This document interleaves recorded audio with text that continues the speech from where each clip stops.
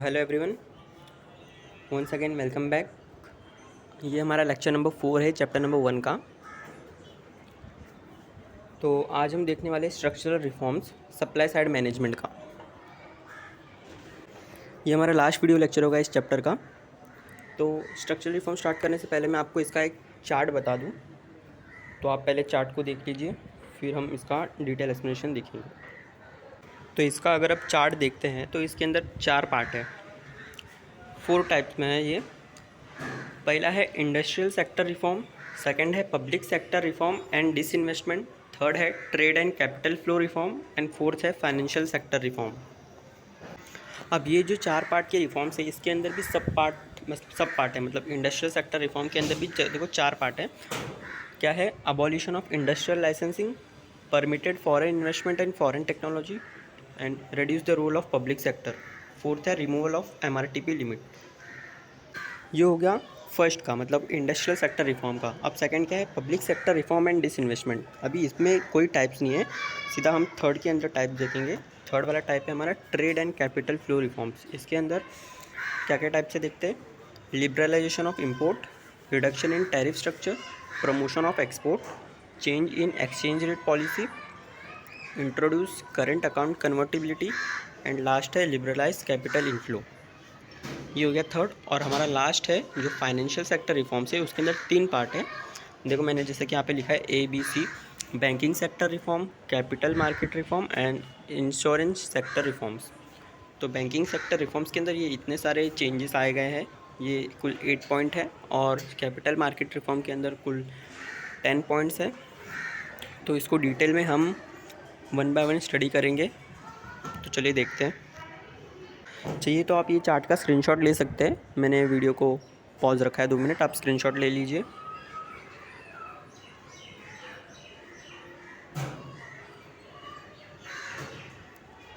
चलिए फिर इसका एक्सप्लेनेशन देखते हैं 1 बाय 1। पहले हम देखते हैं स्ट्रक्चरल रिफॉर्म का मीनिंग, मतलब उसका मीनिंग क्या होता है। ये एक लॉन्ग टर्म रिफॉर्म है, मतलब जो कि हम हमारी इकोनॉमी में जो भी प्रॉब्लम्स है, ऑब्स्टिकल्स है, उसको दूर करने के लिए ये सब रिफॉर्म्स हमने लाए हैं। तो उसके अंदर 4 है, जैसा कि मैंने आपको बताया। पहला हम देखेंगे इंडस्ट्रियल रिफॉर्म्स के बारे में। इंडस्ट्रियल रिफॉर्म्स क्या होता है कि हमने इंडस्ट्री के जो सेक्टर, हमारे पास जो इंडस्ट्री का सेक्टर है उसमें हमने कुछ बदलाव लाए। जैसे कि industrial policy resolution of 1948 and 1956। आपको पता है हमारा कंपनीज एक्ट 1956 है, तो यही इसी रिफॉर्म्स के चलते हमने वो कंपनीज एक्ट 1956 लाया था। Strong and diversified industrial sector in India. At the same time, the industrial policies had resulted in rising cost, rising industrial sickness and stagnating industrial growth. मतलब कि हमारा क्या हो रहा था कि हमारे जो इंडस्ट्री में जो प्रोडक्ट प्रोड्यूस हो रहे थे उसका कॉस्ट बहुत ज़्यादा लग रहा था और हमारे यहाँ पे इंडस्ट्री का ग्रोथ नहीं हो रहा था। तो इसकी वजह से हमने ये सब चेंजेस लाए। और ये सब का किसकी वजह से हो रहा था कि हमारे यहाँ पे इंडस्ट्रीज़ के ऊपर गवर्नमेंट का बहुत ज़्यादा ही एक्सेसिव कंट्रोल, गवर्नमेंट का कंट्रोल ज़्यादा था हमारे यहाँ पे इंडस्ट्रियल सेक्टर पे। तो हमने क्या किया, चेंजेस लाए धीरे धीरे। The momentum of industrial sector reform increase with the announcement of new industrial policy 1991। The important industrial sector reforms introduce in July 1991 are the following. मतलब हमने कुछ चेंजेस लाए, वो चेंजेस हम 1 बाय 1 देखेंगे। पहला है abolition of industrial licensing. Abolition of industrial licensing, इसमें क्या हुआ था कि गवर्नमेंट, पहले हमको इंडस्ट्री स्टार्ट करने के लिए ना गवर्नमेंट की परमिशन लेनी पड़ती थी। तो जिसकी वजह से लोग, और वो बहुत टाइम कंज्यूमिंग और बहुत कॉम्प्लिकेटेड प्रोसेस होता था, तो लोग इंडस्ट्री स्टार्ट करने से थोड़ा पीछे हट जाते थे। तो गवर्नमेंट ने क्या किया कि जो लाइसेंस लेना पड़ता था गवर्नमेंट के पास से, वो गवर्नमेंट ने उसको कैंसिल कर दिया। खाली फिर उस टाइम पे खाली 18 इंडस्ट्रीज़ को ही लाइसेंस लेना था, मतलब 18 इंडस्ट्रीज़ को छोड़ के बाकी सबके लाइसेंस गवर्नमेंट ने कैंसिल कर दिया। लेकिन अभी क्या है कि खाली 5 ही इंडस्ट्रीज़ को गवर्नमेंट से लाइसेंस लेना है और बाकी किसी भी इंडस्ट्रीज़ को लाइसेंस लेना नहीं है गवर्नमेंट से। और वो कौन से 5 इंडस्ट्री है? वो है alcohol, cigarette, hazardous chemicals and electronic, aerospace and defence equipment and industrial explosive. खाली इन्हीं इंडस्ट्रीज़ को अभी गवर्नमेंट के पास से खाली लाइसेंस लेना है। There are locational restrictions for industry under which industries located within 25 kilometers of the periphery of urban area having a population of at least 1 million must obtain an industrial license from the central government except for those in the following categories। मतलब कि जो भी residential area से 1 kilometre के 25 kilometre के अंदर जो भी इंडस्ट्री स्टार्ट कर रहे हैं और उनको लाइसेंस लेना है, लेकिन उनके अंदर भी टाइप्स है, मतलब कि जो एक्सेप्शन है, जो इंडस्ट्रीज नॉन पॉल्यूशन इंडस्ट्रीज जो रन कर रहे हैं उनको नहीं लेना है। और those located in areas designated है इंडस्ट्रियल एरिया, मतलब जिसको इंडस्ट्रियल एरिया गवर्नमेंट ने घोषित कर दिया है, अगर वहाँ पे आप इंडस्ट्री स्टार्ट करते हो और उसके 25 किलोमीटर में रेजिडेंशियल एरिया है तो भी आपको लाइसेंस नहीं लेना है। तो गवर्नमेंट ने फर्स्ट क्या किया कि लाइसेंस को कैंसिल कर दिया। सेकेंड है permitted foreign investment and foreign technology. हमारी गवर्नमेंट ने क्या किया कि फॉरेन का जो इन्वेस्टमेंट वो इंडिया अपने कंट्री में अलाउ कर दिया और फॉरेन का जो टेक्नोलॉजी है वो भी हमारे कंट्री में अलाउ कर दिया, जिसकी वजह से क्या हुआ कि हमारा प्रोडक्टिविटी बढ़ा और हम अच्छे से अपनी इकोनॉमी को रन कर पाए। The new economic policy for encourage foreign direct investment and foreign technology import in high priority industries. The number of industries eligible for foreign direct investment has been expanded. Initially, foreign direct investment was allowed up to 51%. Subsequently, this limit was raised to 100% for many industries. मतलब पहले की हमने 51% रखा था कि foreign direct investment हम country में कोई भी जो बाहर की कंट्री है वो 51% तक कर सकती है, लेकिन अभी ये इस 51% को भी बढ़ा के हमने 100% फुल्ली कर दिया है। नेक्स्ट है reduce the role of public sector. हमारा जो पब्लिक सेक्टर है, मतलब कि जो गवर्नमेंट है, वो जो भी इंडस्ट्रीज रन करता है वो लॉस में जाती है, जिसकी वजह से गवर्नमेंट ने क्या किया कि अपना जो रोल है वो गवर्नमेंट ने रिड्यूस कर दिया और प्राइवेट सेक्टर के हाथों में ये सब इंडस्ट्रीज़ को दे दी। The new policy reduce the number of industries reserve for public sector from 17 to 3 at present. मतलब कि पहले 17 था, अभी 3 ही खाली गवर्नमेंट के पास सेक्टर है खाली। The industries that are reserve for public sector at present are, खाली 3 ही सेक्टर है, वो कौन कौन से? Atomic energy, substances notified the department of atomic energy and railway transport. मतलब खाली 3 है, एटॉमिक और जो भी एटॉमिक एनर्जी को बनाने के लिए जो भी चीज़ें लगती है वो, और रेलवे। खाली 3 ही एट प्रेजेंट गवर्नमेंट के पास ये सेक्टर है। Thus, core industries like iron and steel, electricity, air transport, etc., and have strategic industries like defense production are open for the private sector। मतलब ये सब चीज़ को खाली ये 3 चीज़ को छोड़ के बाकी जितने भी इंडस्ट्रीज है गवर्नमेंट ने वो सब प्राइवेट सेक्टर के हाथों कर दिया है। Removal of MRTP limit. MRTP मतलब क्या होता है? Monopoly and restrictive trade practices. तो इसका भी जो लिमिट था वो भी गवर्नमेंट ने उसको भी रिमूव कर दिया है। Under the MRTP Act, large companies with asset of 100 crores and above were not allowed to expand their activities without the government permission। मतलब पहले क्या होता था कि जिसका भी जो भी बड़ी बड़ी कंपनी है जिसका असेट 100 करोड़ से ज़्यादा है उसको अपना एक्टिविटीज़ समझो कि बढ़ाना है, मतलब दूसरे मार्केट में उसको अपना प्रोडक्ट को लॉन्च करना है, फिर कोई नया प्रोडक्ट लॉन्च करना है या फिर नया ब्रांच खोलना है, तो उसके लिए उसको गवर्नमेंट की परमिशन लेनी पड़ती थी। पर MRTP एक्ट के रिमूवल की वजह से क्या होगा कि वो लोग को परमिशन नहीं लेनी पड़ रही है। This restricted the growth, expansion and efficiency of such firm. मतलब पहले उनको परमिशन लेना पड़ता था, तो जिसकी वजह से हमारा एक्सपांशन ग्रोथ हमारे कंट्री का रुक जाता था। न्यू पॉलिसी में इसको रिमूव कर दिया है। Eliminated the requirement of prior approval of the government for expansion, establishment of new undertaking, merger, take over and amalgamation. The MRTP act is now replace by competition act 2002। तो आपको objective में आ सकता है MRTP act is replace by which act, तो आपको लिखना है कॉम्पिटिशन एक्ट 2002। नेक्स्ट है हमारा अभी फर्स्ट वाला पार्ट हो गया है, अभी सेकंड वाला क्या है हमारा? Public sector reforms and disinvestment. Public sector reform and disinvestment क्या होता है कि पब्लिक गवर्नमेंट ने अपना जो भी स्टेक है अपने सेक्टर में उसको रिमूव कर दिया और वो सेक्टर को गवर्नमेंट ने प्राइवेट एंटरप्राइजेस के हाथों में दे दिया। The public sector enterprise constitute a major segment of industrial activity in India. It has provided India with a large and diversified industrial base, generated employment and earned foreign exchange through export and import substitution. Since 1991, there have been major changes in the public sector policy in India. Public sector reforms consisted of disinvestment, मतलब कि government ने अपना जो भी stake था उसको disinvest कर लिया, मतलब कि वापस ले लिया और उसको बेच दिया। Involving scale of portion of the government equity in public sector enterprise with retaining majority control with the government attempting to improve the performance of public sector enterprise। मतलब कि या तो उसको पूरी तरह से बेच दिया या तो उसके अंदर 51% अपना स्टेक रखा उन लोगों ने, ताकि कंट्रोल सारा गवर्नमेंट का हो बट उसको रन प्राइवेट सेक्टर करे। Other measures introduce were raising of fresh equity directly by public sector from the market, greater competition from new private enterprise and giving greater financial and operational autonomy to public enterprises. मतलब कि public अपना stake हटा के private को दे रही है ताकि private वो सेक्टर को अच्छे से रन कर सके। नेक्स्ट है हमारा trade and capital flow reforms. Third reform कौन सा है हमारा? Trade and capital flow reforms. The government took the following reforms in the external sector to open up the Indian economy to foreign competition and foreign investment. तो अभी इसके अंदर क्या कौन कौन से पॉइंट है? लिबरलाइजेशन ऑफ इम्पोर्ट, मतलब कि जो भी इम्पोर्ट हम करते हैं बाहर के कंट्री से अपने कंट्री में, उसको लिबरलाइज कर दिया।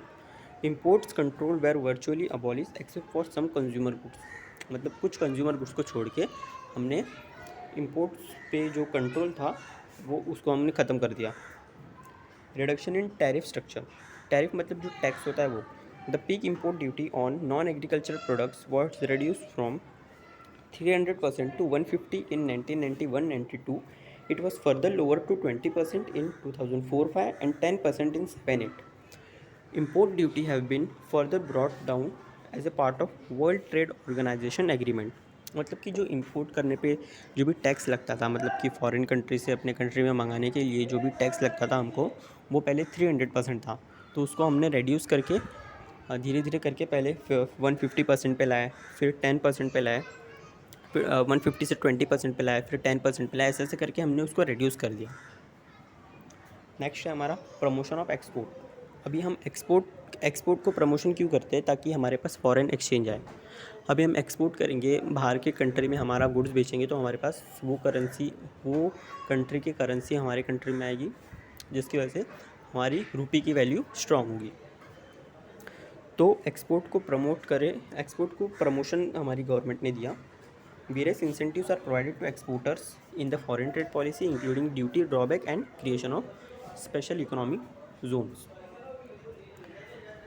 तो हमारी गवर्नमेंट ने क्या बोला कि जितने भी लोग एक्सपोर्ट करते हैं उनको हम इंसेंटिव देंगे ताकि वो ज़्यादा से ज़्यादा एक्सपोर्ट कर सके। नेक्स्ट पॉइंट है change in exchange rate policy. Exchange rate policy के अंदर भी हम लोग ने चेंजेस लाए। The exchange rate was allowed to be determined by the demand and supply in the foreign exchange markets in 1993. Exchange rate वो को कैसे डिटरमाइन करना था? हमने कैसे डिटरमाइन किया? डिमांड एंड सप्लाई के बेसिस पे, कि किसी भी चीज़ का प्राइस कैसे डिसाइड होता है? डिमांड और सप्लाई। ये अपने 12th स्टैंडर्ड में पढ़ा होगा। This would have to ease the balance of payment problem. The RBI intervenes in the foreign exchange market to reduce excess volatility in the foreign market to stabilize the exchange rate. RBI ने क्या किया? Foreign exchange market में reduce करके उसका access volatility जो था वो reduce कर दिया और हमारी इकोनॉमी को स्टेबिलाइज कर दिया। तो foreign changes in exchange rate policy भी हमने, जो हमारा एक्सचेंज रेट पॉलिसी था उसको भी हमने चेंजेस किया। 5th पॉइंट है introduce current account convertibility. Current account convertibility क्या होता है? The government introduce convertibility of the rupee first on trade account and subsequently on the entire current account in August 1994। पहले तो सिर्फ कन्वर्टेबिलिटी सिर्फ trade account पे दिया जाता था, मतलब कि आपका अगर ट्रेड अकाउंट है तो उस पर ही आप कन्वर्ट कर सकते हो अपने रुपीज़ को, बट बाद में करंट अकाउंट पे भी ये फैसिलिटी अलाउ कर दी गई। This increase the availability of foreign exchange to exporter importer for retail users. Next है हमारा लिबरलाइज कैपिटल इनफ्लो, मतलब कि हमारे कंट्री में जो भी इन्वेस्टमेंट करने जाते हैं उसको हमने फ्री कर दिया। The government has liberalise capital inflow in the form of foreign direct investment and foreign portfolio investment, मतलब कि गवर्नमेंट ने फॉरेन डायरेक्ट इन्वेस्टमेंट हमारे कंट्री में अलाउ कर दी, जिसकी वजह से हमारी कंट्री में कैपिटल आता है और जिसकी वजह से हम इन्वेस्टमेंट कर सकते हैं और प्रोडक्शन कर सकते हैं। अभी लास्ट है हमारा फाइनेंशियल सेक्टर रिफॉर्म। अब ये फाइनेंशियल सेक्टर रिफॉर्म क्यों लाया गया था? गवर्नमेंट ने लाया था कि इंडियन फाइनेंशियल सेक्टर वो हमारा स्ट्रॉन्ग बने और ट्रांसपेरेंट बने, मतलब कि उसमें कुछ भी करप्शन ना हो।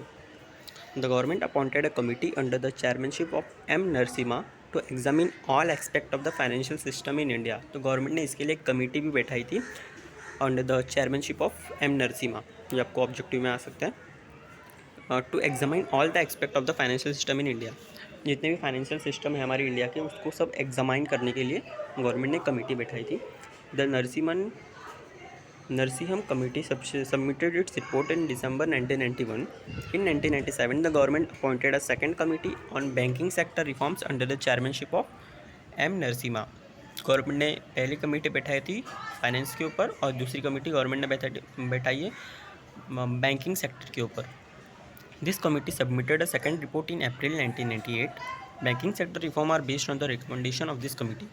अभी बैंकिंग सेक्टर के अंदर कौन कौन से चेंजेस लाए गए थे वो हम देखेंगे। Banking sector reforms. Banking sector reform was first initiated in 1992 based on the recommendation of the Narsimhan Committee. The important reform introduced in the banking sector since 1991 are, अभी कौन कौन से चेंजेस हैं। Lowering of SLR। SLR का मतलब आपने 12th में पढ़ा होगा, पिछले वीडियो में मैंने बताया था। होता है इसका मतलब statutory liquid ratio has been reduced gradually. As of March 2022, SLR is 18%. मार्च 2022 में हमारा SLR कितना था 18%, मतलब कि लास्ट ईयर हमारा SLR था 18%। तो स्टैट्यूटरी लिक्विड रेशियो क्या होता है कि जितने भी कमर्शियल बैंक हैं उनको कुछ अपना जो भी डिपॉजिट आता है पब्लिक से वो कुछ गवर्नमेंट के पास रखनी होती है।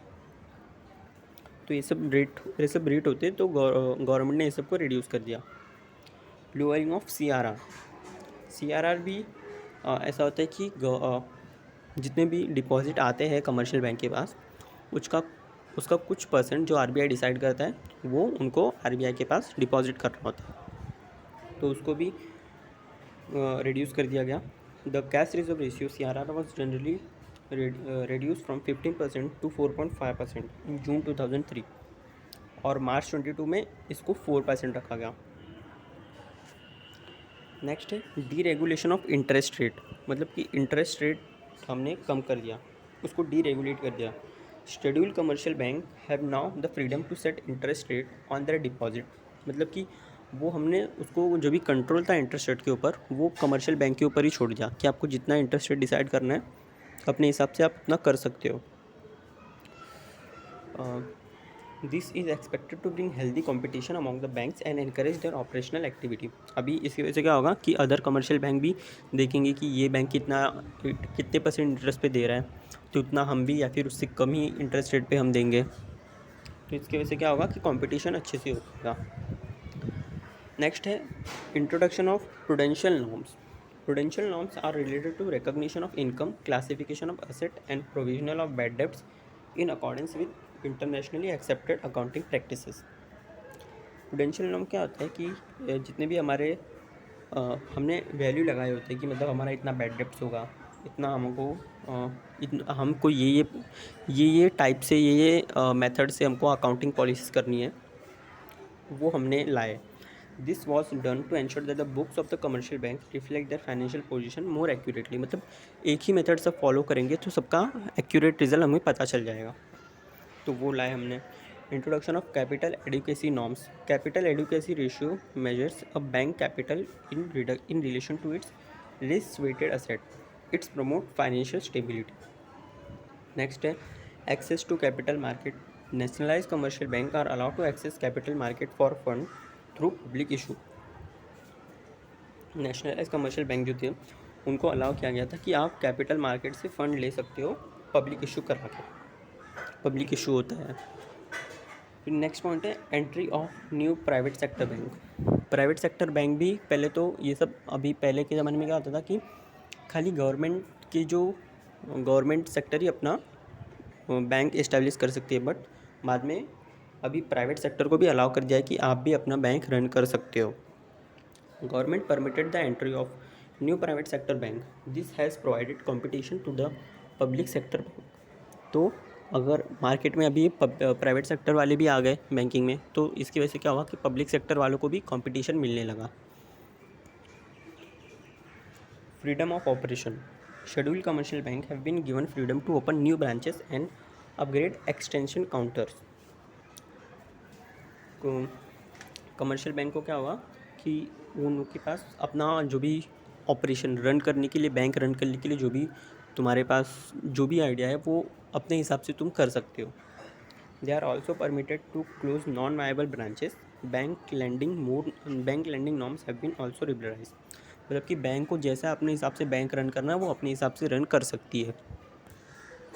तो ये थे बैंकिंग सेक्टर रिफॉर्म। अब हम देखेंगे कैपिटल मार्केट रिफॉर्म।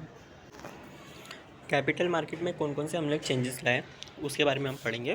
पहला है तो सेबी एज स्टैट्यूटरी बॉडी। हमने SEBI securities and exchange board of India को हमने सेटअप किया था कभी 1988 में। ये ऑब्जेक्टिव में बहुत बार पूछे जाते हैं। And it was made a statutory body in 1992। और इसको स्टैट्यूटरी बॉडी कब बनाया था? 1992 में। तो हमने सेबी को इस्टेब्लिश किया था ताकि वो इन्वेस्टर का इंटरेस्ट प्रोटेक्ट कर सके। सेकंड है primary market reform. Primary market में हमने रिफॉर्म चेंजेस लाए थे। Company raising capital in the primary market are required to disclose all information. Companies are allowed to determine the par value of shares issued by them. Stricter norm have been introduce in all aspect of IPO। मतलब कि IPO क्या होता है कि initial public offer. मतलब कि जो company first time अपना शेयर मार्केट में इशू करती है उसको बोलते हैं IPO। तो उसका जितना भी फेस वैल्यू कितना है, पार पे इशू कर रही है, प्रीमियम पे इशू कर रही है, तो वो सब कंपनी को बताना पड़ता है पहले ही। Online trading and dematerialise trading. अभी के ज़माने में शेयर्स का बाइंग और सेलिंग डीमैट होता है, मतलब कि ऑनलाइन ही होता है। पहले क्या होता था कि हम शेयर बाज़ार में जाते थे और फिर जाके हम ब्रोकर के थ्रू शेयर परचेज़ करते थे। पर अभी ऐसा नहीं है, अभी हम ऑनलाइन ही ट्रेडिंग और सेलिंग, बाइंग एंड सेलिंग करते हैं। तो हमने ये भी एक रिफॉर्म लाया कि डीमैट वाला सिस्टम ला दिया हमने। SEBI has introduce online trading and demat trading. This is expected to lead to reduction in time and cost and elimination of various risk associated with paper based of physical settlement. मतलब कि paper का जो risk था, मतलब कि फट जाता था, घूम जाता था, वो सब हमने ख़त्म कर दिया। Rolling settlement. जो भी हमारा रोलिंग सेटलमेंट था, मतलब कि जितने भी सेटलमेंट होने के लिए जितना भी टाइम लगता था वो रेड्यूस हो गया। SEBI has introduced ruling settlement from January 2000. Under this system, the trading cycle has been shortened to a day and trade are settled within 2 working days. तो आपका जो भी ट्रेडिंग होगा, बाइंग एंड सेलिंग होगा, वो 2 working days में आपका फटाक से सेटल हो जाएगा। इसके पहले बहुत टाइम लगता था। This is expected to increase the efficiency and integrity of the security market. Next है investment by FIIs। Foreign institutional investor are allowed to invest in all type of securities traded in the primary and secondary market. Foreign institutional investor को हमने free मतलब बोल दिया कि आपको जितनी भी इंडिया में जितना भी इन्वेस्टमेंट करना है आप कर सकते हो फ्रीली। नेक्स्ट है investor protection. Measures have been taken for the investor protection. For this purpose the investor education protection fund IEPP हैज़ बीन एस्टेब्लिश इन October 2001। तो ये भी हमने इन्वेस्टर एजुकेशन प्रोटेक्शन फंड को भी हमने इंट्रोड्यूस किया। नेक्स्ट है डेरिवेटिव ट्रेडिंग। डेरिवेटिव ट्रेडिंग मतलब trading in equity derivative was introduced in 2000. Now there are 4 equity derivative products in Indian capital market, namely stock option, stock futures, index futures and index options. ये सब आप जब share market की deep knowledge लोगे तो आपको ये सब पता चलेगा। आपको इतना डिटेल में है नहीं, मतलब कि हमने ये सब इंट्रोड्यूस किया डेरिवेटिव ट्रेडिंग। इसके अंदर ये 4 चीज़ आते हैं, ये सबको हमने इंट्रोड्यूस किया। Establishment of NSE National Stock Exchange of India was set up in November 1992. It started its operation in 1994. It has helped to bring transparency and operational efficiency in the secondary market operation. तो हमने एक नया national stock exchange भी India में set up किया। Setting up of national securities clearing corporation NSCC. The NSCC was set up in 1996. Its guarantee all trades on NSE। मतलब NSE पे जितने भी ट्रेड्स होते हैं उसको कंट्रोल कौन करता है? NSCC।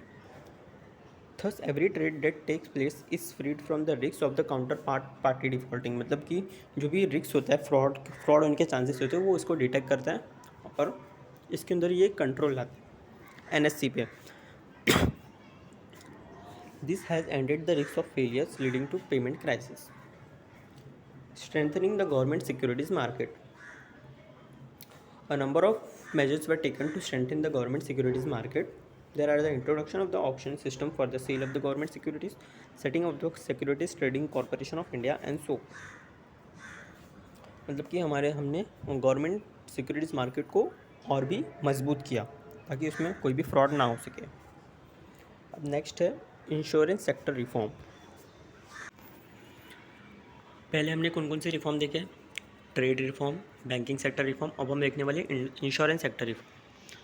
Insurance sector was the monopoly of the government prior to the 1999। 1999 के पहले सिर्फ गवर्नमेंट ही इंश्योरेंस सेक्टर चला रही थी। Reforms in the insurance sector commences with the passing of the insurance regulatory and development act IRDA act of 1999। The IRDA act ended the monopoly of the government in the insurance sector. IRDA act के आने के बाद जो monopoly था हमारे government का वो ख़त्म हो गया। This is done by encouraging private investment in the insurance sector. IRDA have given license to a number of private sector companies to do insurance business. In March 2022, the government raised the foreign equity investment capital in Indian insurance company from 26% to 74% under the automatic route. तो हमने insurance sector में भी changes लाए, मतलब कि private sector को insurance sector में ला दिया, जिसकी वजह से क्या हुआ कि इंश्योरेंस सेक्टर का भी प्रॉफिट बढ़ा और हमारी कंट्री ग्रो करना स्टार्ट की। The new economic policy has created an encouraging environment for investment and innovation. Indian industries have started to attract foreign portfolio investment and equity participation in new venture. India has started to experience higher growth rate in the post-reform period. Indian economy is now much more integrated with the world economy. तो ये सब changes लाने के बाद क्या हुआ कि हमारा इंडिया भी ग्रो करने लगा और हम अपने आप को वर्ल्ड के साथ कंपेयर कर सकते हैं। तो यही सब था आपका फर्स्ट चैप्टर। अब नेक्स्ट वीडियो में हम सेकंड चैप्टर को डिस्कस करेंगे, उसके कुछ इंपॉर्टेंट आंसर डिस्कस करेंगे। तो प्लीज़ आप चैनल को सब्सक्राइब कीजिए। मैंने देखा है एनालिटिक्स में कि बहुत सारे लोग जो चैनल को सब्सक्राइब नहीं किए वो वीडियो देख रहे हैं, तो प्लीज़ आपसे गुजारिश है कि प्लीज़ चैनल को सब्सक्राइब कीजिए और वीडियो को अपने फ्रेंड्स ग्रुप के बीच शेयर कीजिए। तो अब मिलते हैं नेक्स्ट वीडियो में, तब तक के लिए बाय बाय।